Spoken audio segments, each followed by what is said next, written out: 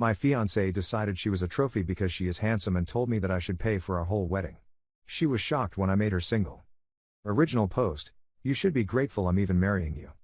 Those words came out of Rachel's mouth last Tuesday evening while we sat at our kitchen table reviewing wedding vendor quotes. For 3 years, I thought I knew this woman. Turns out I only knew the version of her she wanted me to see. My name is Marcus, I'm 32 years old, and until 8 days ago, I was engaged to someone I believed was my perfect match. We met at a mutual friend's birthday party when I was 29. Rachel walked in wearing a simple green dress, her auburn hair pulled back in a loose ponytail, and she laughed at something someone said near the door. That laugh hooked me before I even knew her name. She worked as a marketing coordinator for a mid-sized advertising firm. I was already established as a project manager at a construction engineering company, a position I'd worked toward for 7 years after graduating with my civil engineering degree. The early months of dating felt like discovering someone custom designed to fit my life. Rachel loved hiking, the same trails I'd been exploring for years. She appreciated quiet dinners at home over loud restaurants. She asked questions about my work and seemed genuinely interested in the complexities of construction timelines and contractor coordination. I introduced her to my parents over Thanksgiving that first year. Mom loved her immediately, commenting afterward on how attentive Rachel seemed, how polite. Dad was more reserved but nodded approvingly when I asked his opinion during halftime of the football game. My younger sister Melanie, who'd always been protective of me despite being 3 years my junior, gave Rachel her stamp of approval after the two of them spent an hour discussing some television series they both followed. We dated for 18 months before I proposed. The planning took weeks, finding the right ring, scouting the perfect location, coordinating with a photographer friend to capture the moment without being obvious about it. Rachel said yes on a hiking trail overlooking Lake Tahoe, tears streaming down her face, telling me I was everything she ever wanted. I believed her completely. Looking back, I can identify small moments that should have registered as warning signs. The way she'd compare our relationship favorably to her friends' relationships, positioning herself as having achieved something superior.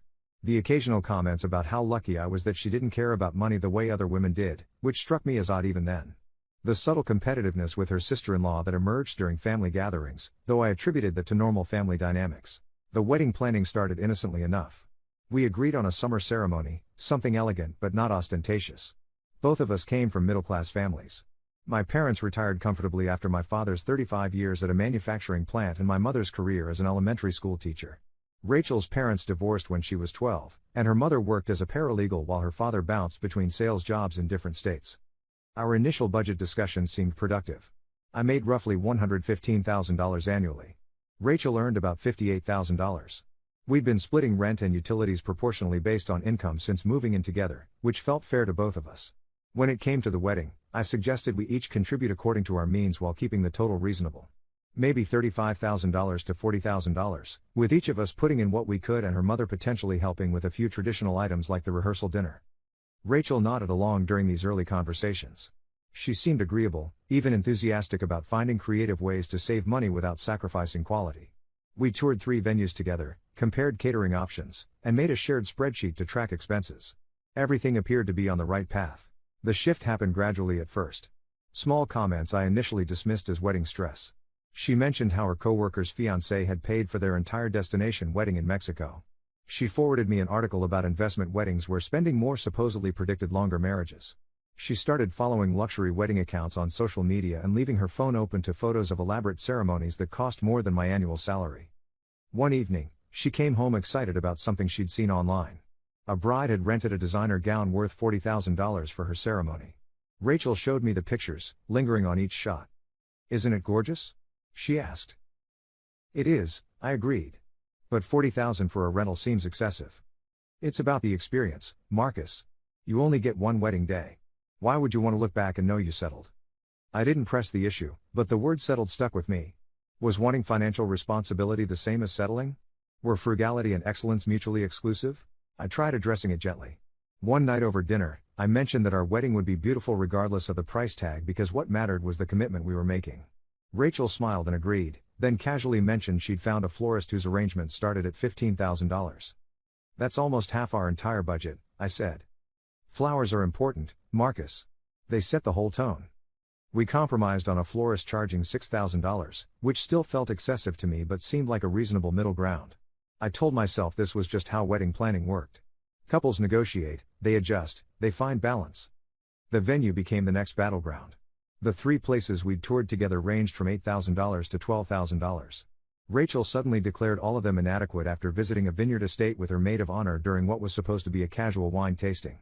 The estate charged $28,000 for venue rental alone, not including catering, which they required couples to book through their exclusive vendor list at premium rates.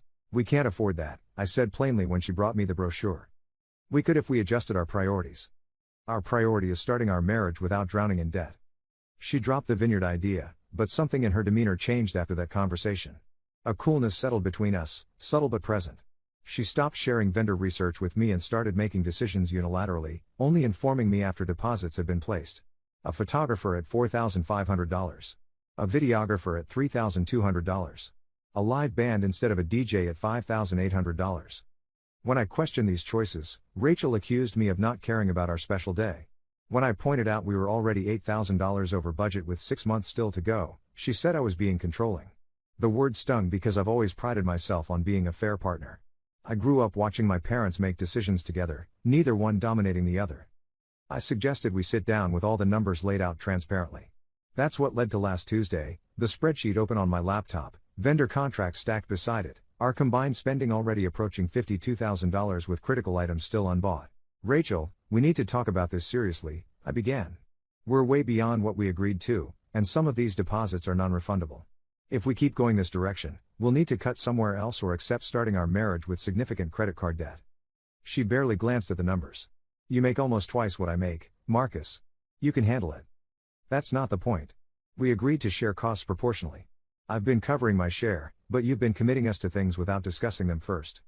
Because every time I try to discuss anything, you shoot it down." I didn't shoot down the flowers or the photographer or the band. I expressed concerns about the budget, and we compromised. "Your idea of compromise is me settling for less than what I deserve."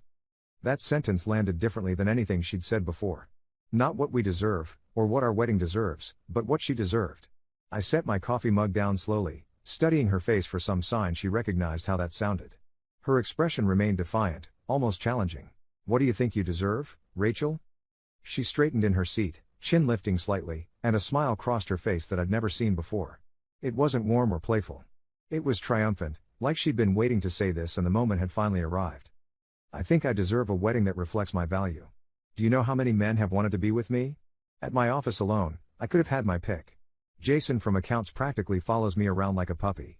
That contractor from the Williams project invited me to dinner 3 times. I could have chosen anyone, Marcus. I chose you." She paused, letting that sink in, then continued. "And yes, maybe you're not the most exciting person in the world, or the most handsome, or the most charming, but you're stable and responsible and you treat me well. I'm the prize in this relationship. You should be grateful I'm even marrying you. The least you can do is give me the wedding I've always dreamed of." The room went silent except for the hum of the refrigerator. My chest felt tight, but strangely, my mind cleared rather than clouded. I'd spent months second-guessing myself, wondering if I was being unreasonable or cheap or unsupportive. In that moment, the fog lifted completely. "Let me make sure I understand," I said slowly. "You think you're doing me a favor by marrying me?" "I didn't say it like that. You literally just said I should be grateful you're even marrying me." "I meant that in the context of the wedding discussion." "You're twisting my words." "I'm quoting them directly." She rolled her eyes. "This is exactly what I'm talking about. You pick apart everything I say. You make me feel like I can't express myself without being cross-examined." "Express yourself all you want, Rachel. But you just called yourself my trophy because you're attractive. You called me boring and average-looking.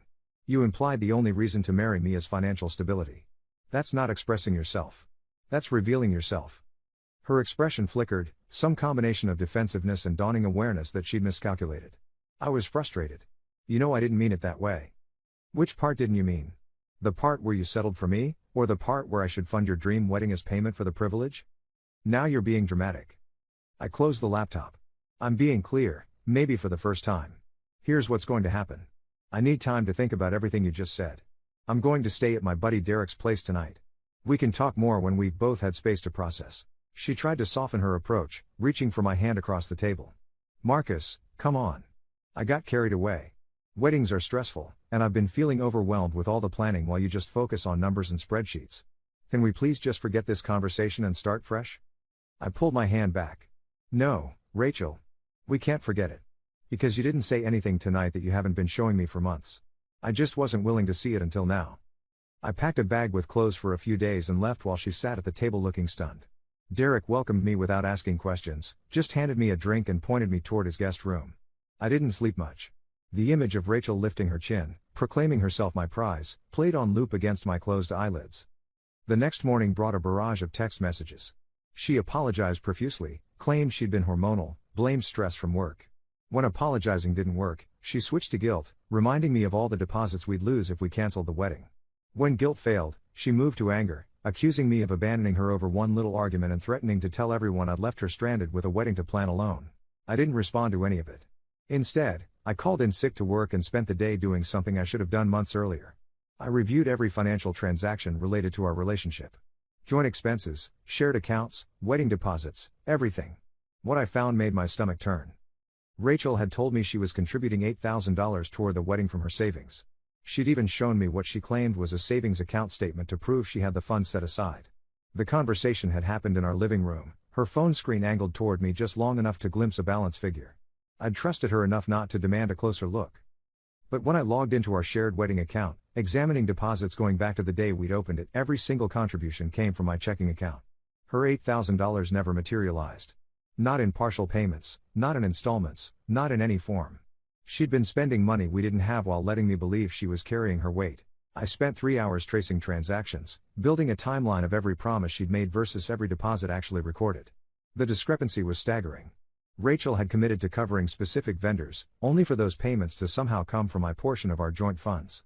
She'd talked about putting money into savings each month, but the balance sheets showed no such activity from her accounts. I also discovered that 3 of the vendors she'd hired unilaterally were connected to her in ways she hadn't disclosed.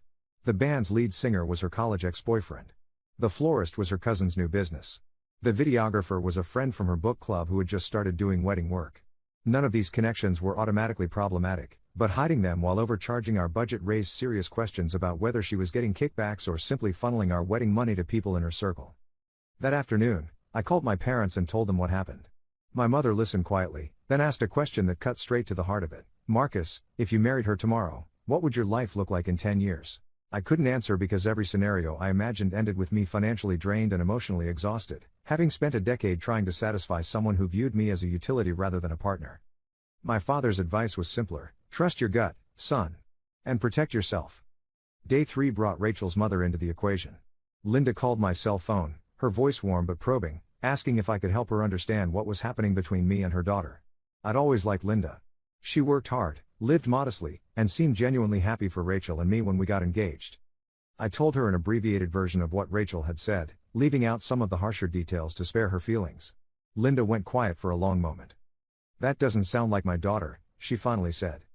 "It didn't sound like her to me either, Linda. Until it did. She's been under a lot of pressure, Marcus. Maybe I understand you want to support her. I'm not asking you to take sides.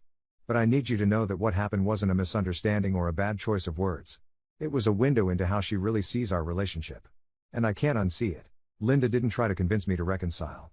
She thanked me for being honest, said she hoped we could both find peace, and hung up. I later learned she'd tried talking to Rachel about it and been met with accusations of betraying her own daughter. By day 5, I'd made my decision. I contacted each vendor individually to inquire about cancellation policies. Some deposits were non-refundable, as expected.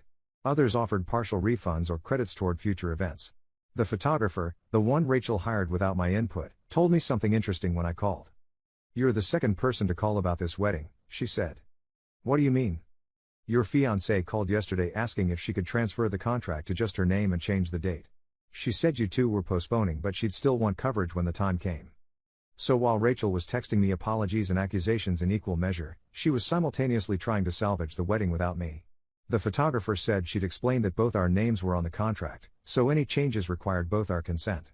That call confirmed what I'd suspected. Rachel wasn't sorry. She was strategizing. I went home on day 6 while Rachel was at work. I packed my personal belongings, careful to leave anything we'd purchased together or anything that was clearly hers. Our lease was in both names with 4 months remaining. I'd need to figure out a subletting arrangement or negotiate an early termination, but that was a problem for later. Right now, I needed to be gone before she returned. I left the engagement ring on the kitchen counter with a note. The note was brief because anything longer would have invited debate. I'd drafted several versions in my head, each one more detailed than the last, before realizing that explanation would only give her something to argue against. Better to state facts and leave. Rachel, after careful thought, I've decided to end our engagement. The things you said last Tuesday revealed a fundamental incompatibility in how we view our partnership. I do not see a path forward from here. I've removed my personal belongings. We'll need to discuss the lease and any shared financial obligations separately. I'll communicate through email going forward. I wish you well. Marcus. I photographed the note and the ring before leaving, a precaution that felt paranoid but also necessary. If Rachel later claimed I'd taken something that wasn't mine or destroyed property in anger, I wanted evidence of exactly how I'd left things. Orderly. Respectful. Final. My phone rang an hour later while I was sitting in Derek's living room, my boxes stacked by the door. I let it go to voicemail. It rang again. And again. Then the text started, escalating from disbelief to fury to desperation within the span of 20 minutes. Please call me back. We need to talk about this. I can't believe you're doing this over one conversation. You're really just leaving? After 3 years? Marcus, this is crazy. You can't just walk away. The messages kept coming, each one shifting in tone. Fine. Be a coward. Run away instead of facing our problems. You never loved me. This proves it. I'm keeping the apartment. Good luck finding somewhere else. You'll regret this. I promise you'll regret this. She couldn't believe I was throwing away 3 years. I was cruel. I was heartless. I'd regret this. She'd make sure everyone knew what I'd done. I didn't engage. I'd said what I needed to say in the note. Anything more would just be ammunition for her to twist into evidence of my unreasonableness. The hardest conversation came that evening when I told Derek the full story. He'd been patient, giving me space to process, but now he deserved context. He sat across from me at his kitchen table, expression neutral, waiting for me to finish before saying anything. So she literally called herself your trophy? More or less. Said she was the prize, that I should be grateful she chose me over all the other men who wanted her. And the wedding fund thing? She never put in a dime. Let me believe she had $8,000 set aside while I covered every deposit. What about the vendors she hired? The ex-boyfriend in the band? I don't know for sure there was anything shady happening. But hiding those connections while pushing for more expensive options doesn't paint a great picture. Derek leaned back in his chair. Look, man, I've known you for 11 years. You don't make rash decisions. If this is what you need to do, I support you. But I gotta ask, is there any part of you that thinks she might actually just be stressed and bad at communicating? I appreciated the question because Derek wasn't trying to undermine me. He was making sure I'd examined every angle. I thought about that constantly for the first 3 days, I admitted. But stress doesn't make you reveal beliefs you don't hold. It strips away the filter between what you really think and what you're willing to say. Rachel wasn't stressed into believing she's superior to me. She already believed it. She just stopped hiding it. He nodded slowly. Then you're doing the right thing. Update 1, 3 weeks later. I've gotten several requests to update, so here we go. A lot has happened since my original post. The aftermath of ending the engagement was messier than I anticipated. Rachel's initial fury subsided into a calculated campaign to control the narrative. Within 48 hours of me leaving, she'd told a detailed story to everyone who would listen. According to her version, I'd called off the wedding because I was commitment phobic and intimidated by her success. Yes, her success. She somehow reframed my objection to her spending my money without permission as jealousy of her career trajectory. Several mutual friends reached out asking for my side of things. I kept my responses measured, sharing only the basic facts. Rachel expressed views about our relationship that I found fundamentally incompatible with partnership, and I made the difficult decision to end things. I didn't quote her trophy comment to anyone outside of family and Derek. Part of that was wanting to maintain some dignity in the situation. Part was not wanting to give her ammunition to claim I was slandering her. The reactions varied considerably. My friend Tyler, who'd known me since high school, called to check in and admitted he'd never fully warmed to Rachel. Something about the way she talked over people at gatherings had bothered him, though he'd kept his concerns to himself out of respect for my happiness. Another friend, Ben, was more diplomatic, saying only that he hoped both of us would find what we were looking for. The hardest was explaining things to people who'd already saved the date for our wedding. Several relatives on my mother's side had booked travel. A college friend had arranged to fly in from Seattle. These conversations required delicacy, acknowledging their inconvenience while not over-explaining my reasons. Most people understood. A few pressed for details I wasn't willing to provide. One of Rachel's friends texted me asking if there was any chance of reconciliation, and I responded honestly that there wasn't. She didn't write back. The lease situation resolved more smoothly than expected. Rachel initially insisted I continue paying my half of the rent despite not living there, which I refused. Our lease included a clause allowing early termination with 90 days notice plus forfeiture of the security deposit. I told her I'd trigger that clause unless she agreed to release me from the agreement immediately. She countered by demanding I pay her a lump sum of 2 months' rent as compensation for disruption. I told her I'd happily have that conversation with a mediator present if she wanted to document her position. She backed down within hours and signed the release. The vendor refunds trickled in over the following 2 weeks. Total recovery was about $11,000 of the roughly $18,000 in deposits I'd personally paid. Not great, but better than proceeding with a marriage that would have been a catastrophic mistake. Rachel made noise about suing me for her share of the cancellation losses, apparently having convinced herself that she'd contributed meaningfully to the wedding fund. I forwarded her an itemized spreadsheet showing every deposit, who paid it, and where the money came from. Her response was silence. Here's where things got interesting. Remember how I mentioned Rachel had hired vendors connected to her without telling me? I did some more digging after leaving and found out the full extent. Her cousin's florist business had been open for 4 months when Rachel booked them for our wedding. They had no online reviews, no portfolio of completed events, and a price point 40% higher than established competitors. When I'd asked Rachel how she found them initially, she claimed a recommendation from a coworker. The band with her ex-boyfriend was charging us $5,800 when their website listed their standard wedding package at $3,500. I'd never seen the website because Rachel handled that booking entirely herself. And the videographer from her book club? She'd only started offering wedding services 6 weeks before Rachel hired her. Her previous work consisted of real estate listing videos and promotional content for a local gym. I'm not saying Rachel was orchestrating some elaborate kickback scheme. More likely, she saw the wedding budget as an opportunity to help her friends and family launch businesses on my dime while inflating costs to match her expensive tastes. Either way, it represented a level of financial deception that justified every doubt I'd had. The social fallout stabilized after the first week. Most mutual friends seemed to recognize that Rachel's version of events didn't quite add up. A few distanced themselves from both of us, which I understood. A few quietly told me they weren't surprised by the breakup, which stung for different reasons. Had everyone seen the mismatch except me? One friend in particular, a woman named Candace who'd been Rachel's coworker and someone I considered a genuine friend to us both, reached out privately. She asked to meet for coffee, just to talk. I agreed, expecting another attempt at reconciliation lobbying. Instead, Candace told me something that recontextualized the entire relationship. I probably shouldn't say this, she began, stirring her latte slowly, but I've watched Rachel operate for 3 years at the office, and there's a pattern. She targets men she considers below her league but with something she wants: money, connections, status. She's charming at first, then gradually starts treating them like they owe her. I waited for her to continue, my coffee growing cold in my hands. Before you, there was a guy named Ryan.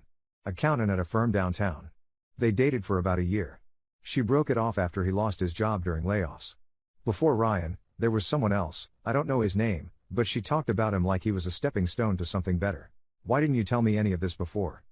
Candace looked genuinely uncomfortable. Because I didn't know you well at first, and by the time I did, you seemed happy. I convinced myself maybe she'd changed, maybe you were different. Then the wedding planning started, and I saw the same patterns emerging. The expensive demands, the dismissiveness about your concerns, the way she talked about the wedding like it was hers alone. I should have said something sooner.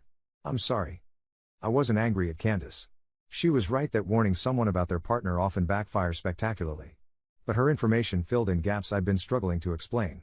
Rachel hadn't suddenly become entitled and dismissive. She'd always been that way. I'd just been too close to see it. My family's response to everything was uniformly supportive.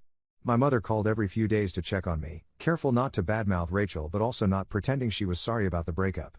My father sent me an email, he's not great on the phone, with a quote from some philosopher about wisdom coming from painful lessons.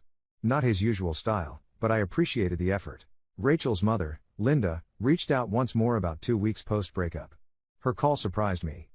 I wanted to apologize, she said, for my daughter's behavior. Linda, you don't need to do that. I do, though. I raised her mostly alone after the divorce, and I think I overcompensated. Told her constantly how special she was, how she deserved the best, how the world would recognize her value. I meant it as building confidence. I see now I might have built something else. I didn't know how to respond to that. Linda sounded genuinely heartbroken, not for me, but for the realization that her parenting might have contributed to who Rachel became. I'm not blaming you, Linda. Rachel is an adult who makes her own choices. But I appreciate you saying this. I hope you find someone who values you properly, Marcus. You're a good man. We ended the call on that note. I haven't heard from her since, but I've thought about her words often. It's a reminder that people are shaped by many forces, and while Rachel is responsible for her actions, the roots of her entitlement stretched further back than our relationship. Work became my anchor during those weeks. I threw myself into a challenging project, a mixed-use development requiring coordination between 4 different contractors and 2 city agencies. The complexity demanded focus, which left little room for brooding. My boss noticed my increased productivity and made a comment about finally having my full attention again. I didn't realize until then how much bandwidth the relationship had been consuming.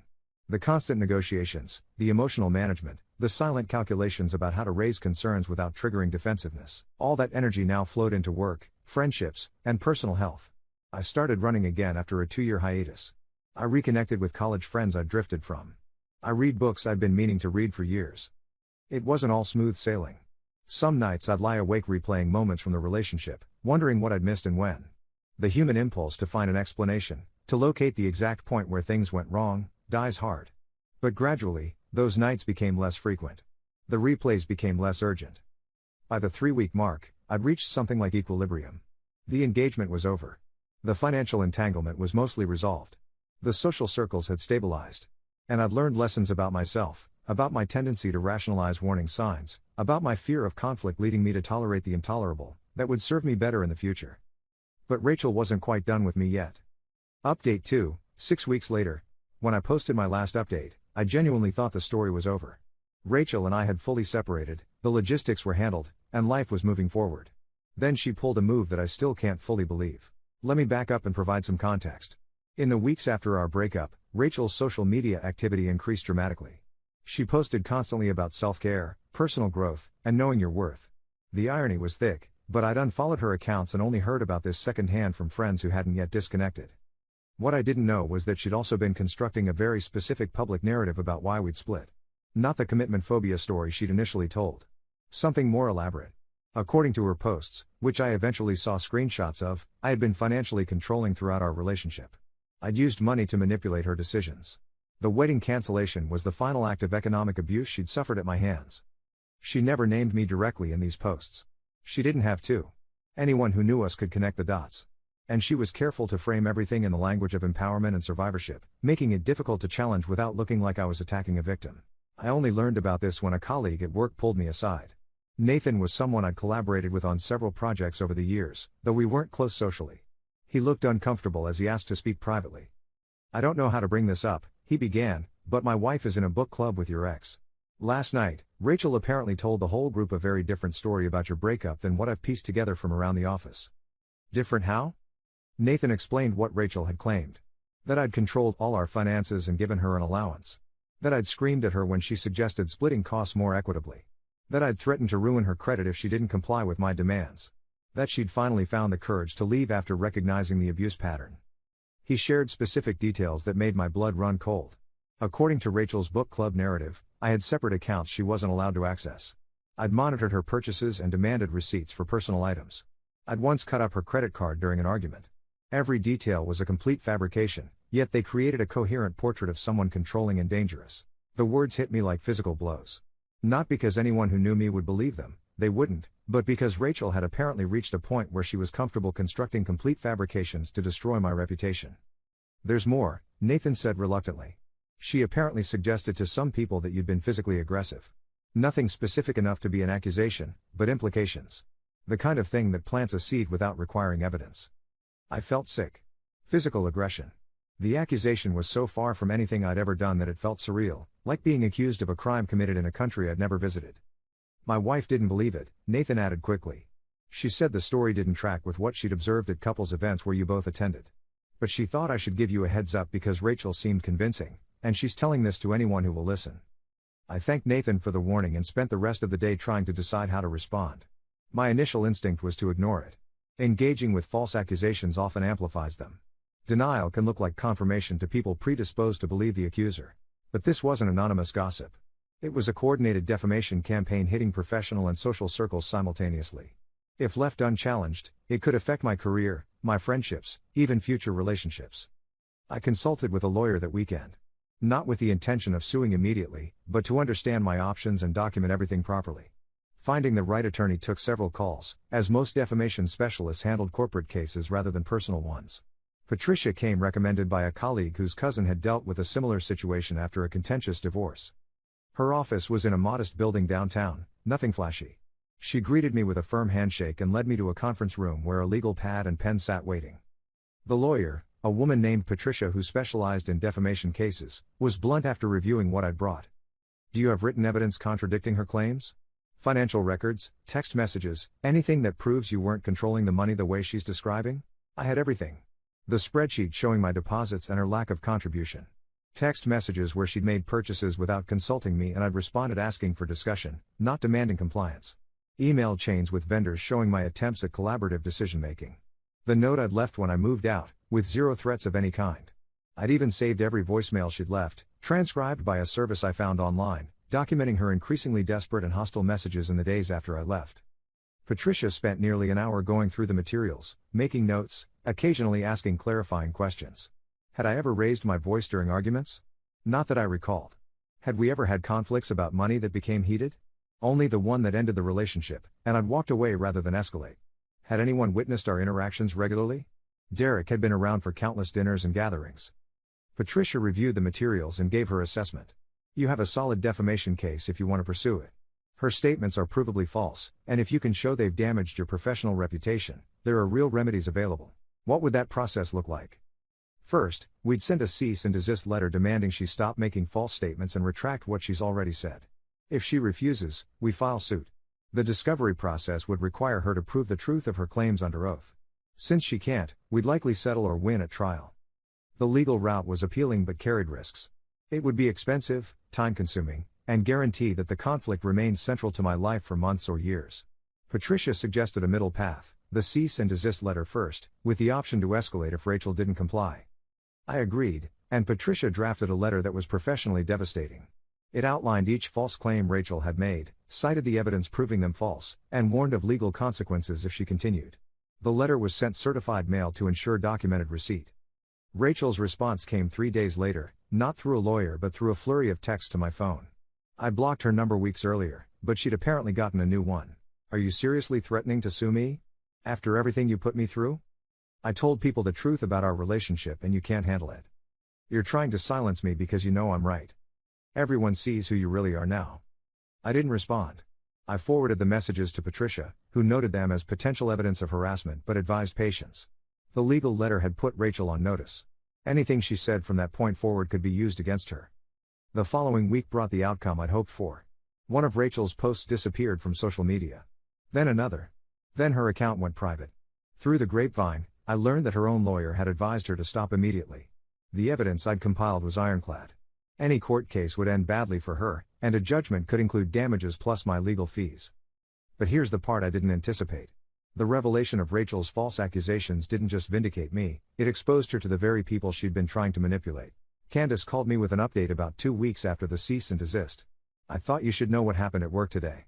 Rachel got called into HR. For what? Apparently someone from the book club where she told those stories is married to a manager at our company. The manager looked into the claims because they were serious allegations against someone who'd worked with our firm on contract. When the evidence came back completely opposite of what Rachel described, HR started asking questions about her judgment and integrity. I hadn't anticipated this consequence. The manager in question was someone I'd collaborated with on the mixed-use development project. He'd apparently been disturbed enough by Rachel's accusations to investigate quietly, and discovering her dishonesty had damaged his trust in her professionally. Rachel wasn't fired, but she was removed from a high-visibility project she'd been lobbying for and placed under increased supervision. Her performance reviews would now include scrutiny she hadn't faced before. Not because of anything I'd done, but because her own lies had unraveled when exposed to evidence. I felt conflicted about this outcome. Part of me thought it was deserved consequences for attempting to destroy someone's reputation with fabrications. Part of me recognized that I just wanted the false narrative to stop, not for Rachel to face professional repercussions. Patricia advised me to let the situation settle without further action from my end. Rachel had complied with the cease and desist, the false statements had stopped circulating, and pursuing anything further would look like vindictiveness rather than protection. The weeks that followed were genuinely peaceful in a way I hadn't experienced since before the engagement. Work was engaging. Friendships deepened. My health improved as running became a regular habit. I even started seeing a therapist, not because I was in crisis, but because I wanted to understand why I'd stayed in a relationship that showed warning signs early enough to exit. The therapist, a guy named Robert who specialized in relationship patterns, helped me identify something I'd never fully examined. I had a tendency to take responsibility for other people's emotions to the point of suppressing my own needs. Growing up, I'd been the peacekeeper in my family, the one who smoothed over conflicts and made sure everyone felt okay. That skill served me well in some contexts, but in intimate relationships, it made me vulnerable to partners who would exploit my accommodating nature. You weren't just tolerating Rachel's behavior, Robert observed during one session. You were actively working to make her comfortable while ignoring signals that she didn't extend you the same consideration. Is that why I didn't see what she was really like? Partly. But it's also why you stayed longer than you should have. Leaving meant acknowledging that your efforts to maintain harmony had failed. For someone who's built an identity around keeping peace, that's a hard admission. The therapy wasn't about blaming myself for Rachel's actions. It was about understanding why I'd been susceptible to someone like her and how to protect myself in the future. Robert helped me see that my desire to be accommodating wasn't inherently bad, but it needed boundaries. I could be kind and supportive without abandoning my own needs. Around the 8-week mark, I ran into Rachel unexpectedly.